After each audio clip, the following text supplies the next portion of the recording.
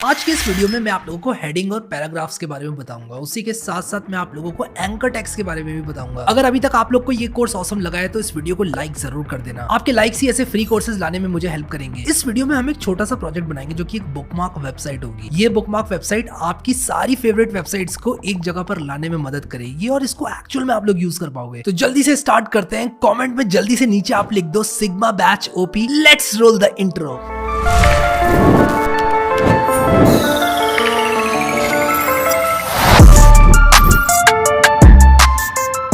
So guys, जैसे कि आप देख सकते हो मैं आ चुका हूं अपनी कंप्यूटर स्क्रीन के अंदर और अगर आप लोगों ने अभी तक प्लेलिस्ट एक्सेस नहीं करी है तो आप उसको एक्सेस कर सकते हो। एक और बात जो बताना चाहता हूं आप लोगों को वो ये है कि आप लोग अगर github.com/codewithharry पे जाओगे, रिपोजिटरी पे जाओगे तो आपको सिग्मा वेब डेव कोर्स की गिटहब रीपो मिल जाएगी। अब इसमें सारे वीडियोस का मैंने अलग अलग करके फोल्डर बनाया हुआ है और कमिट भी अलग अलग फोल्डर के हिसाब से बनाए हुए हैं, तो आप लोग को मिल जाएंगे। तो आप लोग इसको एक्सेस जरूर से कर लेना ताकि जो सोर्स कोड है वो आप लोग को मिले। वैसे मैं डिस्क्रिप्शन में भी डाल दूंगा वीडियोस के सोर्स कोड, तो दिक्कत वाली कोई बात ही नहीं है।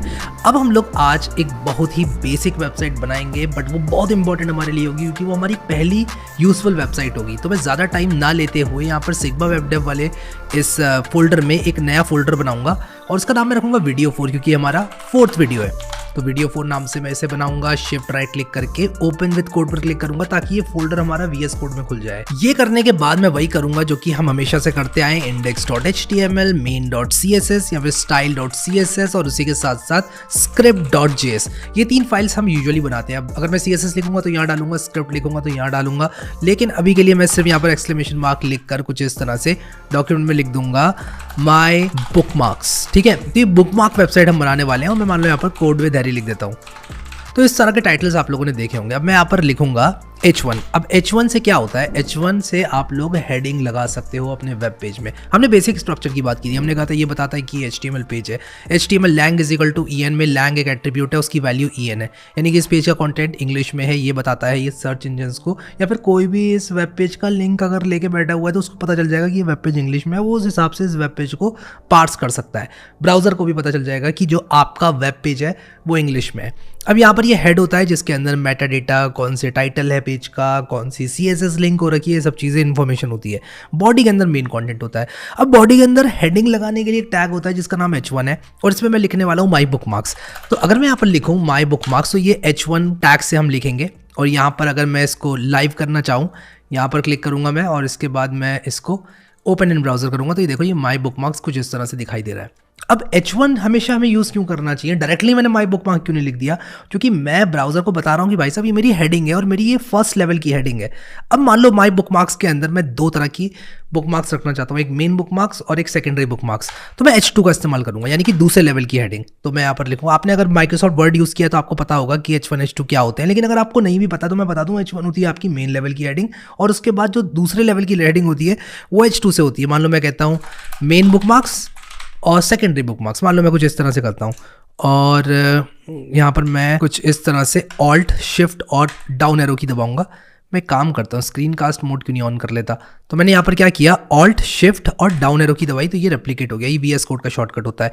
एक और VS कोड का शॉर्टकट आपको बताना चाहूँगा कि ऑल्ट अगर आप प्रेस करते हो अपने कीबोर्ड में और उसके बाद जहाँ जहाँ आप क्लिक करोगे वहाँ वहाँ कर्सर बन जाएगा। जैसे कि मान लो मैं बाहर यहाँ क्लिक कर दूँ तो सिर्फ एक कर्सर आ जाएगा, लेकिन ऑल्ट दबाकर अगर मैं और जगह क्लिक करूं तो वहां पर कर्सर आते जाएंगे। जैसे मान लो मैं सारे बुकमार्क्स को बुकमार्क्स कोड विद हैरी करना चाहता हूं तो my bookmarks dash code with Harry कुछ इस तरह से मैं लिख सकता हूँ। कैसे किया मैंने यहाँ पर क्लिक किया, फिर उसके बाद ऑल्ट दबाया और जहाँ जहाँ ऑल्ट दबाए रहकर मैं क्लिक करूंगा वहाँ वहाँ मुझे मल्टीपल कर्सर्स मिल जाएंगे।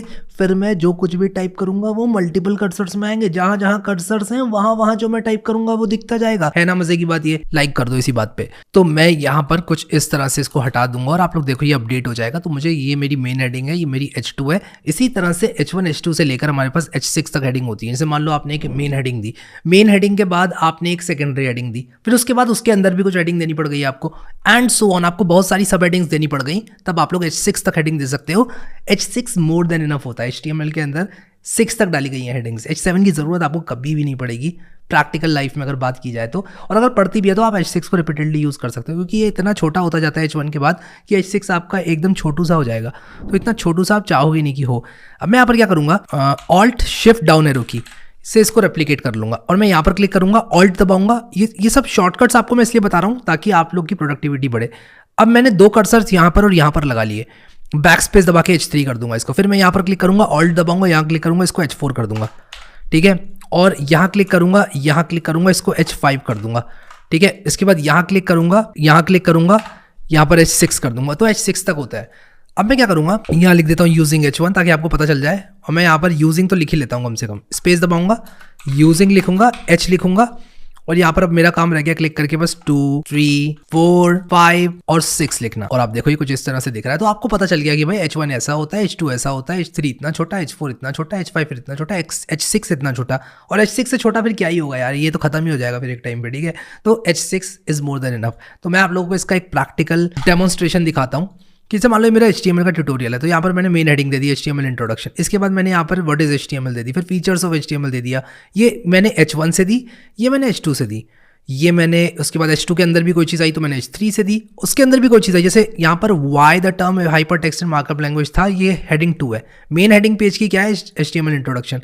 इसके बाद ये सब हेडिंग है, इसके भी अंदर मुझे कोई एक्सरसाइज देनी थी तो मैंने उसके अंदर भी H3 यूज़ कर लिया, फिर वापस मैं H2 में आ गया क्योंकि इसके अंदर थी। तो जो हायरार्की है वो बिल्ड करने में ये H1, H2, H3, H4, H5, H6 इस्तेमाल होते हैं, ठीक है। आई होप आप लोगों को समझ में आ गया होगा। बहुत सारे लोग कमेंट्स कर रहे हैं यार आप बहुत स्लो स्टार्ट कर रहे हो, ये तो हमें आता है। तो यार मैं इस कोर्स को एज अ बिगिनर कोर्स बनाकर चल रहा हूँ। जब HTML मैं आप लोगों को बताता हूँ तो फिर आप लोग थोड़ा सा कहोगे हाँ यार ये तो बहुत ईजी है, फिर थोड़ा CSS बताऊंगा आप कहोगे हाँ यार ये भी आती है, फिर मैं कहूँगा जावास्क्रिप्ट, फिर आप कहोगे हाँ ठीक है थोड़ी थोड़ी आती है, फिर मैं कहूँगा बूटस्ट्रैप, फिर आप कहोगे हाँ ये भी हो तो जाएगी, थोड़ी दिक्कत है, फिर मैं कहूँगा रिएक्ट, आप लोगों को कह रहे ये क्या हो रहा है, फिर मान लो Node.js, ठीक है। फिर उसके बाद मान लो मैं लेके जाता हूँ चीज़ों को MongoDB MySQL तक, फिर उसके बाद एक टाइम मतलब समझ लेवल इतना ऊपर जाएगा। मैंने बोला था ना will raise the bar like anything, this is what I meant. तो जब रिएक्ट वगैरह हम लोग करेंगे, जब वहाँ पे प्रोजेक्ट्स वगैरह बनवाऊंगा, जब खतरनाक चीज़ें करेंगे, तब मैं उन लोगों का कमेंट मांगूंगा नीचे कि भाई आप बताओ लेवल क्या है, ठीक है। तो लेवल की तो बात ही मत करना, लेवल तो उठने वाला है बहुत बढ़िया करके। तो ये हो गई हेडिंग्स हमारी 6 हेडिंग्स जिनको मैं ऐसे के ऐसे ही रखना चाहूँगा।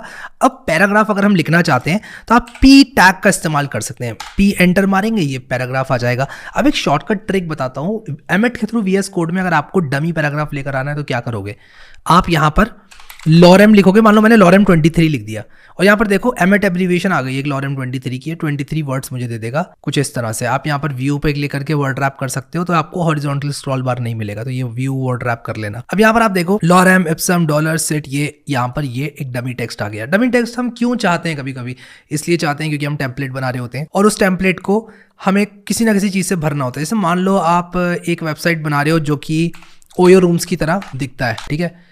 अब यहाँ पर OYO become a member, OYO for business, ये सब मान लो मुझे यहाँ पर लिखना नहीं है, मैंने यहाँ पर सिर्फ लॉरेम लिख दिया, ठीक है। अब यहाँ पर कुछ लिखना है मुझे, तो मैं यहाँ पर लॉरेम मान लो मुझे 7 वर्ड लिखे, तो मैं लॉरेम 7 लिख के एंटर मार दूंगा। फिर मैं ओयो वालों को दे दूंगा, उन्हें जैसे लिखना होगा वो करेंगे, ठीक है। तो यहाँ पर प्लेस होल्डर को फिल करने में आप लोग इसको जो है यूज करते हैं, ठीक है। मेरा प्लान ये है कि हम पॉपुलर वेबसाइट के क्लोन्स भी बनाएंगे ताकि आप लोगों को पता चले कि चीज़ें किस तरह से काम करती हैं। ये भी काफ़ी पॉपुलर वेबसाइट है वैसे, आप लोगों ने अगर इनकी सर्विसेज का इस्तेमाल किया तो नीचे कॉमेंट सेक्शन में ज़रूर बताना। अब हम लोग आगे और चीज़ों को देखेंगे, जैसे कि यहाँ पर पैराग्राफ है उसको किस तरह से आपको स्टाइल करना है, और ये सारी चीज़ें CSS के थ्रू की जाती हैं। अब पैराग्राफ में आप यहाँ पर देखो, जब मैंने लॉरेम 23 लिखा तो इतने टेक्स्ट आए। अब मैं यहाँ पर P एंटर मारूंगा, अगर मान लो मैं यहाँ पर लॉरेम 10 लिख दूँ सिर्फ 10 वर्ड्स आएंगे, ठीक है। और अगर मैं चाहूँ लॉरेम 100 लिख दूँ, बहुत ज़्यादा भर जाएगी मेरी पेज, तो वो भी मैं कर सकता हूँ। तो ये लॉरेम वाली जो ट्रिक है ना, ये बहुत बढ़िया है, आप लोगों को मजा आएगा। और इस जब भी हम पॉपुलर वेबसाइट्स का क्लोन बनाएंगे, जैसे मान लो मैं Amazon.in का क्लोन बनाता हूँ, ठीक है, Amazon.in का क्लोन बनाता हूँ मैं, तो यहाँ पर मान लो मुझे कुछ लिखना है, ठीक है। अब यहाँ पर तो इतना ज़्यादा टेक्स्ट मुझे दिख नहीं रहा, मान लो मुझे यहाँ पर 3 वर्ड्स लिखने हैं, तो मैं लॉरेम 3 लिख दूंगा। मैं नहीं सोचूंगा मेकअप प्रोडक्ट्स के बारे में, मैं यहाँ पर लॉरेम 4 लिख दूंगा, लॉरेम 3 लिख दूंगा, लॉरेम 2 लिख दूंगा और टेम्पलेट बना के रेडी कर लूँगा। फिर उसके बाद जो भी चीज़ है वो मेरी डेटाबेस से में भी आएगी और बहुत अलग अलग तरह से मैं जो अपने इन टेक्स्ट हैं उनको ला सकता हूँ। बहुत सारे लोगों ने पूछा था कि क्या ये कोर्स जॉब रेडी होगा, द आंसर इज यस, ये कोर्स जॉब रेडी होने वाला है। एब्सोल्युटली मैं आप लोगों को ऐसा बना दूंगा कि आप लोग एक्चुअल में इंडस्ट्री लेवल की जॉब्स इस कोर्स की लर्निंग्स के थ्रू कर पाओगे। अब बात करते हैं कि HTML में एट्रीब्यूट्स क्या होते हैं। ये एट्रीब्यूट्स होते हैं HTML में, जैसे कि मैंने HTML टैग को यूज़ किया, lang is equal to en, lang एक एट्रीब्यूट है।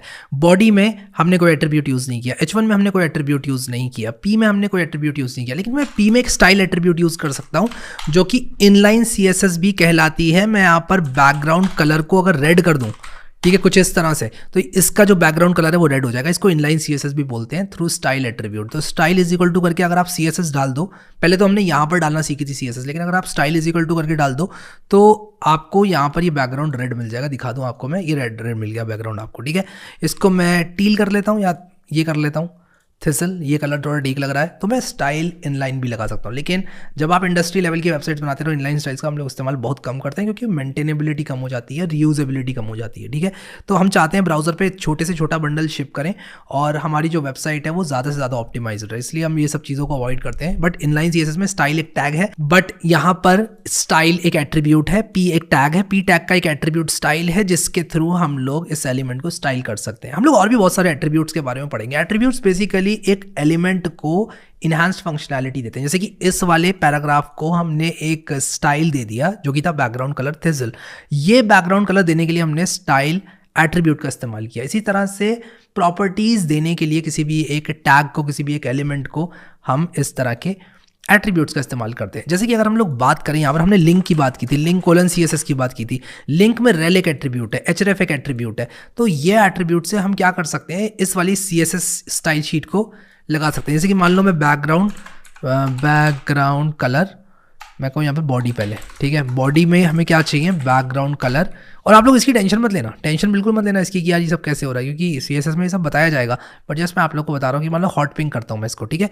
वीएस कोड की एक और फंक्शनैलिटी सुन लो, ये निंजा टेक्निक बहुत काम आएगी। यहाँ पर होवर करो माउस और यहाँ पर इस तरह से आप जो है जो मन चाहे कलर चुन सकते हो उसके आसपास का, इस तरह से। जैसे मैं इसको छोड़ दूँ और ऐसे करूं तो आप देखो यहाँ पर जो मेरी बॉडी का बैकग्राउंड कलर है वो ये हो गया। कैसी लगी निंजा टेक्निक, कमेंट में लिख दो निंजा टेक्निक, बढ़िया लग गई भाई साहब, ठीक है। अब यहाँ पर index.html में हम वापस आ चुके हैं। मैं चाहूँ तो इसको हटा सकता हूँ, मैं इसको कमेंट आउट कर दूंगा तो ये जो स्टाइल शीट की नहीं रहेगी, विच इज़ वेरी नेचुरल। जो बैकग्राउंड कलर था वो स्टाइल शीट से आ रहा था, हट गया। ये बैकग्राउंड कलर इनलाइन सीएसएस से आ रहा था तो ये नहीं हटा, विच इज़ वेरी नेचुरल, ठीक है, बहुत नॉर्मल है। यहाँ पर मैंने ये style is equal to background colour थिजल किया था, जिसकी वजह से इसका बैकग्राउंड कलर थिजल दिख रहा था। अब हम जल्दी से बुकमार्क बनाने वाले हैं, एक बुकमार्क मैनेजर बनाने वाले हैं, बुकमार्क manager.html। और मैं इसको एक अलग फाइल इसलिए बना रहा हूँ क्योंकि यहाँ पर मैंने आप लोगों को अलग अलग तरह की हेडिंग्स बता दी। मैं एक यूजफुल बुकमार्क मैनेजर बनाने जा रहा हूँ, तो मैं यहाँ पर लिखूंगा बुकमार्क मैनेजर। अब आप लोग कहोगे क्रोम में तो होता ही है बुकमार्क मैनेजर, क्यों बना रहे हो भाई? ये हमारे हाथ का बना हुआ है, ये हमारा अपना बच्चा होगा, हमने बनाया है इसको, तो आपको इसके प्रति एक अलग ही प्रेम होगा, क्योंकि भाई ये जो है आपने खुद बनाया। एक सॉफ्टवेयर किसी ने बनाया, आपने खरीदा कहीं से, एक सॉफ्टवेयर आपने खुद बनाया, तो जो खुद बनाया सॉफ्टवेयर उसकी बात ही और होती है, ठीक है। अब यहाँ पर आप देख सकते हो बुकमार्क मैनेजर कोड वेरी लिखा, मैं यहाँ पर H1 लिखूंगा और लिखूंगा माई बुकमार्क्स, ठीक है। मैंने लिखा माई बुकमार्क्स। अब मैं इसके बाद H2 लिखूंगा, यहाँ पर लिखूंगा प्राइमरी बुकमार्क्स, और इसके बाद मैं यहाँ पर H2 से ही लिखूंगा सेकेंडरी बुकमार्क्स, ठीक है। इनफैक्ट अगर मैं यहाँ पर ऑल्ट शिफ्ट बॉटम स्पेस कर दूँ और मैं यहाँ पर लिख दूँ सेकेंडरी बुकमार्क्स, तो क्या होगा, यहाँ पर मैं सेकेंडरी बुकमार्क्स लगा सकता हूँ। अब मैं क्या करूँगा, एक पैराग्राफ के अंदर लिखूंगा गूगल, या फिर मैं ऐसे ही लिखता हूँ गूगल, ठीक है। इसको हम लिस्ट से वैसे लिखेंगे, लेकिन आने वाले वीडियोज़ में मैं आप लोगों को बताऊँगा कि किस तरह से लिस्ट का इस्तेमाल किया जाएगा। अभी के लिए आप ऐसे ही समझ लो गूगल। मान लो मैं यहाँ पर इसको गूगल को यहाँ पर लिखता हूँ ओपन गूगल, और मैं यहाँ पर क्या करूँगा, एंकर टैग का इस्तेमाल करूँगा। तो मैं ए में जैसे एंटर मारूंगा, ए का एक मैंडेटरी एट्रीब्यूट होता है एचरेफ मतलब कि क्लिक करके उसको किस लिंक पर जाया जाए। तो एचरेफ इज इक्वल टू मैं लिख दूंगा https://www.google.com। तो इस एड्रेस पे जाया जाएगा जब भी कोई ओपन गूगल पर क्लिक करेगा। और ये जो ओपन गूगल है इसको मैं कट करके यहाँ पर डाल दूंगा, यानी कि जो कंटेंट है इस टैग का ये ऐसे रहेगा। और यहाँ पर आप देख सकते हो href इक्वल टू ये आया, ओपन गूगल आ गया। इसको एंकर टैग बोलते हैं, जो कि हम लोगों को लिंक्स बनाने में मदद करता है। आपने इस तरह के लिंक्स बहुत सारे देखे होंगे। अब आप यहाँ पर देखो कि जैसे ही मैं बुकमार्क मैनेजर.html में जाऊँगा, आप देख सकते हो यहाँ पर कि इस तरह से आपको सारे बुकमार्क्स देखने को मिल रहे हैं, ओपन गूगल। अब मैं इस पर क्लिक करूंगा तो गूगल खुल जाएगा, आप देख सकते हो। अब एक चीज़ आपने नोटिस करी, जब मैंने इस पर क्लिक नहीं किया था तब इसका कलर ब्लू था, अब मैंने इसको विजिट कर लिया तो इसका कलर चेंज हो गया। तो इसका कलर चेंज हो जाता है जब आप इसको विजिट करते हो, यानी कि एक विजिटेड लिंक में कन्वर्ट हो चुका है। तो मुझे पता चल रहा है कि इसको मैंने विजिट कर लिया है। अब मैं आपको एक बात और बताता हूँ कि यहाँ पर हम अगर चाहते हैं कि ये नई टैब में खुले, जैसे कि मैं इस पर क्लिक कर रहा हूँ तो ये उसी टैब में खुल रहा है। नई टैब में अगर आप लोग इसको खोलना चाहते हो तो दो तरीके हैं आपके पास।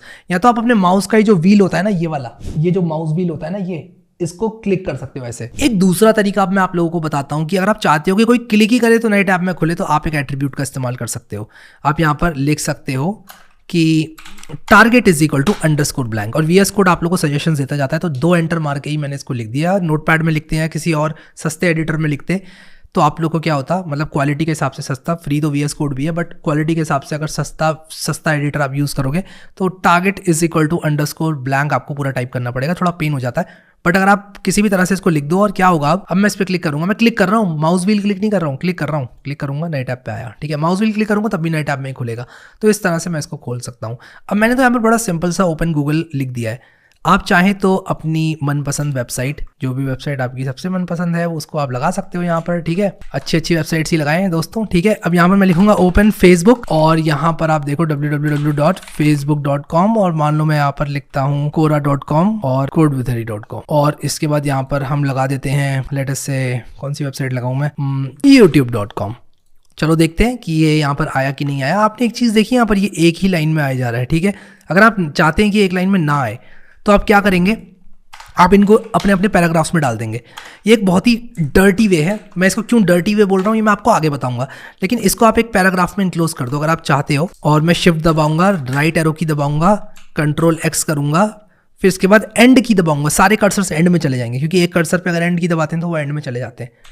और इसके बाद कंट्रोल भी कर दूंगा। अब ये मैंने बहुत शॉर्टकट यूज़ किया और आप में से कई लोग तो ऐसे हो जाएंगे, हाँ ये क्या किया, अगर आप बिगिनर है तो। बट मैंने सिंपली क्या किया कि VS कोड की फंक्शनैलिटी का इस्तेमाल किया, मल्टीपल कर्सर फंक्शनैलिटी का। ऑल्ट दबा के मैंने मल्टीपल कर्सर्स लाया मैं और उसके बाद मैंने उसको यूज़ किया। ये आइडियली एक अच्छा तरीका नहीं है। पैराग्राफ्स को यूज़ करके हम लोग कभी भी लिस्ट नहीं बनाते, हम लिस्ट यूज़ करके बनाते हैं। बट क्योंकि हमने लिस्ट नहीं पढ़ी है तो हम पैराग्राफ यूज़ कर रहे हैं। बट ये हमारा काम कर देगा।